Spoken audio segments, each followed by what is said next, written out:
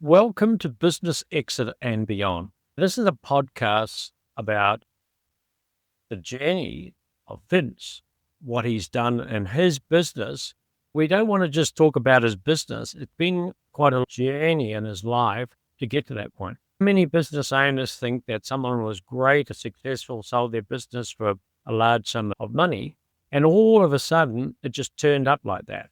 I haven't actually come across anyone that they've just suddenly just turned up in business. They didn't have all the ups and downs and they just landed up having a successful business. All of them had a journey. Today, we'd like to share with Vince about his journey. How did it all start, Vince?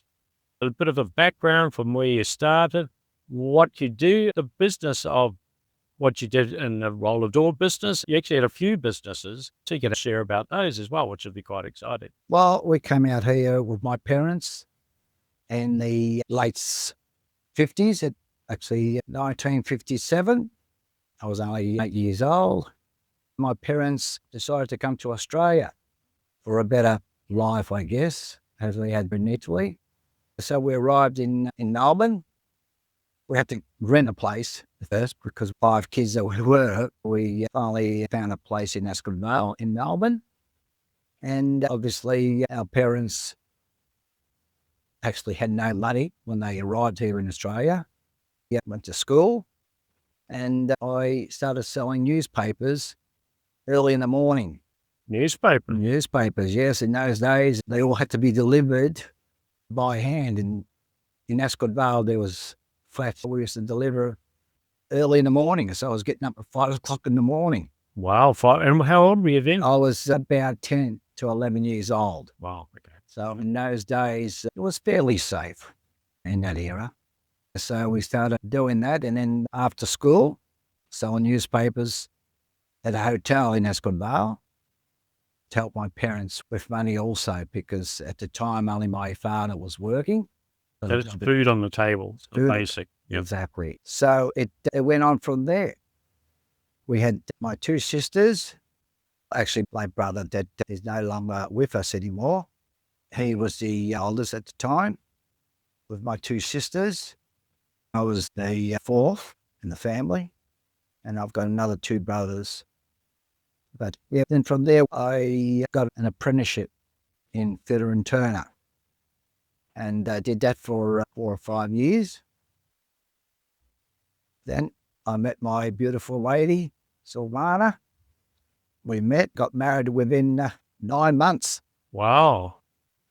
Yes, and that was very nice. I was 20 and my wife was 18. So we got married at that age and we stayed with my mother-in-law and father-in-law, which I loved very dearly. We started our journey from there. Wow. Yep. Started there. We were with them for 2 years, which helped us quite a lot. After 2 years, we thought we might start a family, and we did. And that was a challenge, but a beautiful challenge. Though I had my ambition to achieve in life, that I had to do what I could do for the family, provide. Yes. What sort of work were you doing at that point? Well, I was doing Fitter and Turner in a factory in Footscray, and as soon as 4 o'clock came about, to knock off there, I was going to a service station. And servicing cars till 9 o'clock at night. Wow. And at that time, I didn't have a car yet. The boss was driving me home. Wow. Yeah, so that was a great help. And so in the family with 4 kids, they're all great. They were very good kids and they still are. Then the journey kept going. I went to work on a contract basis with a garage door company. Also installing garage doors. Installing doors and repairing. Yes. And I was doing that for about 6 years, this particular company.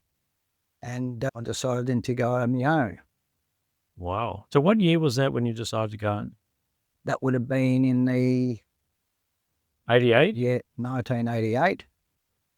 And that was a good challenge. It's a little bit scary because for my wife, she thought, well, going out on your own now, it's a bit of a risk. Yes. Business is a risk. It was a bit of a risk in a sense, but I was just sitting at a few business cards and brochures that I delivered on a weekend to different homes. Okay, so you were going out to the public? To the public, yeah. And builders as well, or? No, at the time, just the public. Okay. Just the retailing. So that actually worked quite well. And within 3 weeks, I had to put somebody on. Oh, 3 weeks? 3 weeks. It just took off very quickly. We went on like that for another 2 or 3 years. Then I went into the wholesaling business. So explain the wholesaling businesses to our audience. We basically source out a remote control out of China. Okay, yes. Yep. Because the costing of trying to make them here in Australia was just far too expensive. We went out, sourced our own remote control product, and that worked out really well. So then I had to have the passion for it, and I loved doing that type of job. Right. So it was just your product or other products as well? It was another product. We had to modify the unit that they were using. Yes. We had to make some changes in that to our specifications, and that worked quite well. So at least the percentage was very low of failure, which that's what we wanted. Yes, which is the key, because you don't want to be locked out of your garage and or you can't get your car out. Exactly. Now, basically went right through till up to when I was 60. And I was grateful that. So how many people worked in the business during that time? Obviously, you started off with yourself. With myself, and then 3 weeks later, you had the first person. Yes, and then that went through for quite a while. But we had contractors that did some work for us because I just couldn't be at 5 or 6 places at once. No. So we needed that. I had my kids involved in the business also. Okay. That worked out pretty well. But then, the wholesale did really improve that a lot. So I had a very good relationship with one of my supplier that was supplying us, which was a Merlin product. Yep. Merlin garage doors. Rather very well with it, but also I supported them for a good 40 years. But so Merlin was a business for our company. listeners so they can understand. Yeah, it was a very big company. That worked out very well. So you had your product and their product. Correct. Yeah. But their product was basically a well-known brand.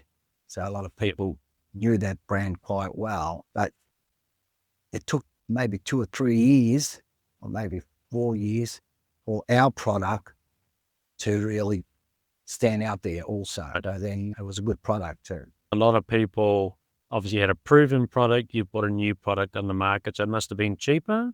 It was a lot cheaper. Yes. It would have been possibly a good 35% cheaper than the Merlin, B&D or ATA product. So your first clients would probably be from a building background myself. Builders would have jumped onto that first today? They would have, because in the end of the day, they built homes. Yes, for a fixed price. Fixed price. They just want to put an opening there to put a roller door there or a sectional door, a unit that it works quite well. They don't have to put a brand name on it because as long as you get the warranties. Exactly, and we had the good warranty on that too. Good warranty. Yeah, so ended that big way. It was a good product, but I first started before then was V&S roller doors, which I was in industrial type of doors, and that kicked on. Then we blend that in with the domestic market. So you've got everyone's thinking of, you've just got the roller door you drive your car in. So you've got commercial doors that are in the shopping centres, in the commercial industrial areas. Correct. And that sort of thing as well. Okay. But obviously we didn't manufacture those. We're buying from larger manufacturers, and we would get it at a trade price. Then that would go out and do our own installation and guarantee it ourselves too. Because we're part of the podcast of Business Exit Secret Formula. So you were saying at 60, that's when you sold, or you started to think about selling at 60? Actually, we sold it at 60 because one of my sons, unfortunately, he just got sick and he couldn't work for me anymore. My other son was far too big for him to take it on. Yep. That was the only reason why he couldn't take the business on. So we eventually sold it. The company's actually still going. today? today. Yep. But unfortunately, nowhere near as successful as we had. So you sold it, what, how many years ago? Exactly 13 years ago. So you're saying it's not going as well today as 13 years ago? I don't believe so, because they're only down to one employee. Why do you think that? I hear that your son actually worked for him for quite a period of time. He actually worked for the company for the next 4 to 5 years. He just saw that things weren't going the way that we were running the business prior before then. So he virtually said, "Dad, I just need to move on because I can't see my future in this company anymore." I said, "All right, son, I'll set you up again, smaller scale." And he did it. Before you know it, he took after my footsteps. And So that you must be very proud of that. I'm very proud of him. I'm very proud of him because, look, he's doing it. He's a workaholic, Yep. got to admit, but he provides for the family. So he's doing commercial doors or just all residential? No, it's all residential or commercial. He gets his contractors to do commercial. Okay, so he still services. He still serves. With this business that was 13 years ago, what do you think they did wrong? You obviously had a successful model. So if we go back to the brand, so McDonald's, you buy the brand, you buy the recipe, don't you? So virtually, they bought your recipe. What happened then? They only carry that on for only 12 to 24 months, Oh, so they didn't follow your recipe? up to only that time. And then they decided to go elsewhere with the brand of the remote controls that we were using. They decided to source their own unit in China, which was cheaper unit. That doesn't work because you've got a lot of electronics parts in a remote control. And in China, yes, you can buy from China. If you only want to pay X amount of dollars for a product, they'll make it for that price. But it doesn't mean It's a good product. it's a good product. And they Then it started to fail. they had a lot of fails in the units. Say, for instance, every 10 units that they were selling, there would have been 4 or 5 coming back. You go broke doing it. That didn't work for them whatsoever. It didn't at all. Coming from a background that they weren't in engineering like I was. So as a fitter and turner, As you a fit- understood the whole Concept of the business and the actual work that had to be done in the garage doors. Now, I believe, had some sort of 7-Eleven or IGA stores somewhere in Melbourne. he's more in hospitality type. Type, yeah. So really, with our listeners in mind, you've got a business, right? So if someone's looking, obviously people come to us to go and buy businesses. So you've got someone that doesn't know anything about it really. That's exactly right. It's not going to work properly that way. No. None whatsoever. A business doesn't run on its own. No, it doesn't. It doesn't, no. You've got to be there. You've got to have the passion to it. And it's a challenge, yes, but you can overcome those challenges by putting in the effort Yeah, to do that. to do. But you said your son worked for the last, 5 years. So he's obviously had, 10, 20 years. Years with me. But he could have utilized all his experience, even though he was inexperienced, to keep the model going. It could have, but he thought at the time he needed more support. I virtually retired at 60 because we've reached to the stage where, well, we put in so much in the business that we weren't going out. We hadn't even traveled overseas at the time. So There was really a time your thought, some of those jobs you were saying you started, started early in the morning, finished at 4, then went off to the service station. So you put in some serious hours. Then obviously to build this business, you put in your whole life. exactly. And then it was time at 60, it was like, I want to go and live life. Would that be a fair comment? That is very odd. But at the same token, that you got to have the passion to do that and the will to keep going with it. I had a great support from my wife at the time. To start off, we had a beeper, a pager in that era where there was no mobile phones. Did come up later on, which I did buy one. We were having problems of getting to a phone booth to answer the beeper when my wife was answering to give us the job. Oh, the old pages. The old pages, yeah. So, I remember those. Yeah, and it just came, it was a challenge there. You go to a phone booth and there was a washer stuck into the actual phone booth where you couldn't put money in there. But apart of all that, but no, my son, on the end, though, did the right thing by not keep going with my business because, as I said, the buyers that did buy my business, they knew very little of the business. Really, I almost didn't even encourage them not to buy my business because others that wanted to buy it, but they were determined to buy it. They actually offered me more money than what the other buyer wanted to give me. So did you do that through a broker, business broker, or? I did, yes, I did. And believe it or not, he sold him in 2 weeks. 2 weeks? So we rang him up, said, I want to sell my business. 2 weeks later or so. In 2 weeks, and he was bringing 3 people.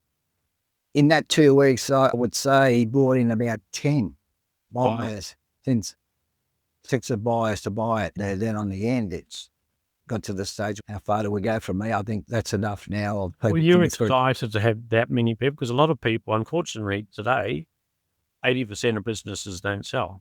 So to be in that bracket of selling straight away, you're only in the 10% of the market. 10% of businesses today are ready to sell in Australia. Yeah. So you're in that 10%, and then you were sold in 2 weeks. So you're in the 0.5%. Right. That's because my business worked quite well. So you had good systems and processes. Good system process where we had some good people buying off us. Yes. Resellers that we relied in a lot of resellers and buying the products of us, mainly remote controls and transmitters. Yep. And they were very loyal. Well, so the business wasn't, because obviously you moved on, so the business wasn't dependent on you. Would that be correct? So you sold, the business kept going, your son was part of it, so obviously it was an integral part, and it continued all of those years. Obviously it's declining now because they're not following the recipe, but really it didn't depend on you, did it? So you had something to sell that you could walk out the door. I did. At the time, I did say to him, look, come in early in the morning with the owners and start meeting the people that we're dealing with. I can start educating them to be involved in the business. But unfortunately, in that particular time, there was a civic war going in Egypt, the Muslims and the Christians. And he had families over there, and he was a little bit concerned with that. But unfortunately, we only gave him 2 months to settle. Oh, yes. So that 8 weeks went pretty quick. Yep. And then he asked me if I could stay on as a manager to run the business for 2 years. 2 years? But didn't you want to get out and enjoy life? But that's exactly right. And that's what I pointed out to him. I said, look, that's not going to work, because if I was going to do that, I would keep the business. And in that frame of time, I would have made the same money without me selling the business. Oh, exactly. Well, and you could have built it up and sold it for more. Exactly, in that period of time. So that wasn't going to work for me. No. That wasn't going to work for me at all. And what I can say is that you've got to be keen. Look, it's a little bit harder today because, like you said before, there's so many businesses going for sale. They don't get sold quite easy. But if there's a will, there's a way. There's a way to do it. But before you got to age of 60, and obviously you're saying your son wasn't well, and there's a combination of things. Did you ever think before that, say 5 years, say at 55, did you think it's time to start selling and preparing to sell, or was this business as usual? I still wanted to go right up to 60. That was my goal, to reach that particular age and then get out of there, because I feel that I succeeded in business. I provided for my family. I'm grateful for that. So giving advice to the people that are obviously at that point, so they're 55, you were 55 and you were thinking, right, it's time What advice would you give to a 55-year-old that's got a business? They're thinking, what do I do? And they go, I've got no idea. What advice would you give to them to start that journey to think about selling and preparing their business, whatever they need to do, preparing themselves as well? Thing that I can say is that promote the business. Yep, promote it. Yep. You have to promote it to let them know that it's a successful business. You get it out to the market.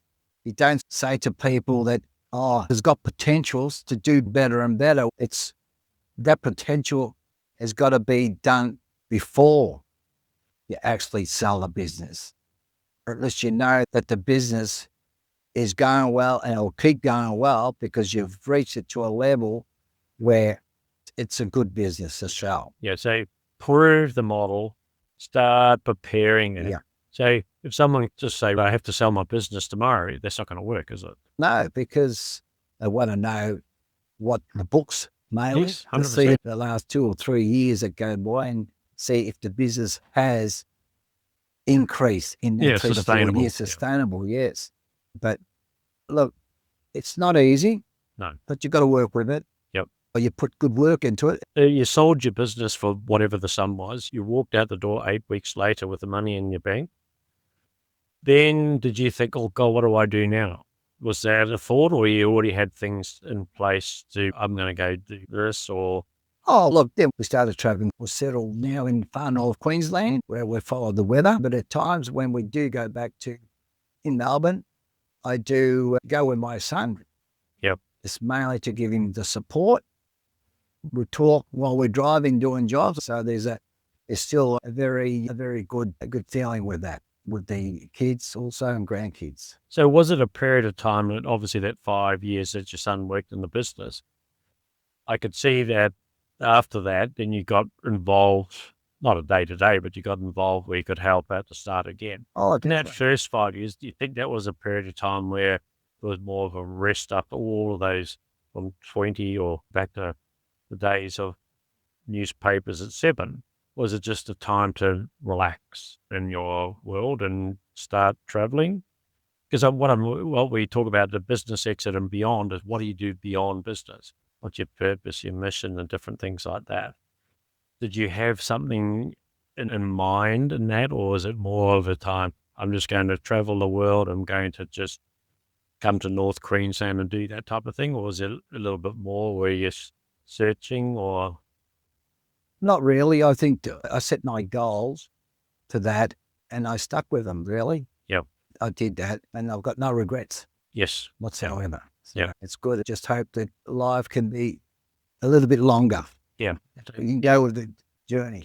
So the key is obviously, like, you're not just sitting around here, that you walk for 3 hours a day? Minimum of 3 hours. I've got to keep myself occupied. Yes. And did a walking, a bit of stretching in the morning. Yep. And do my own gardening, which I enjoy doing. Yep.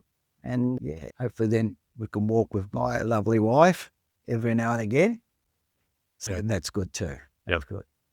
So to our audience, so thank you very much, Vince, for the interview. And what a journey from from the family coming from Italy, right? Italy, yep. All the way through this journey. It's a big journey. But still now here we are in North Queensland. We're actually just sitting around the table at their place at the moment. And you look at the beautiful place, the beautiful things around, like you say, combination of being in the far north and then down in the south. So for our listeners, I hope you got something valuable out of Vince's story and looking at where you're going to go, what you do to prepare, but just that nugget. Start at 55 was that, and then start preparing it. Put that out to the market. Don't suddenly just turn up and say, hey, it's on the market. Because the reason why it sold in 2 weeks is because it was prepared for the 2 weeks. It didn't just suddenly turn up. So thank you for joining us today, David, from Business Exit and Beyond.